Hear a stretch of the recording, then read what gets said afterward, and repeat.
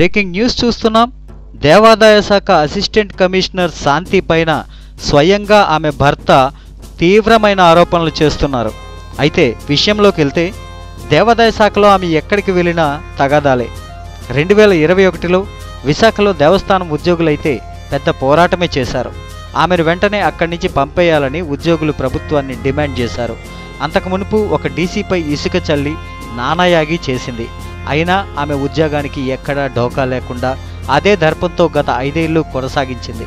తాజాగా వచ్చిన కొత్త ప్రభుత్వం ఆమెను అదుపు చేసినా ఇప్పుడు సాక్షాత్ ఆమె భర్త దేవాదాయ కమిషనర్కి రాసిన ఉత్తరంలో పెద్ద బాంబే పేల్చాడు.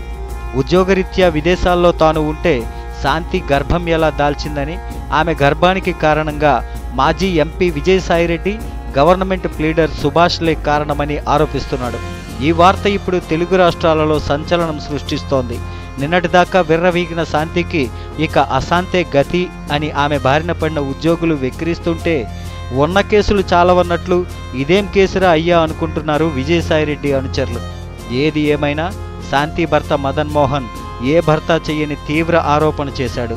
ఇందులో నిజానిజాలు నిలకడ మీదనే తెలుస్తాయి.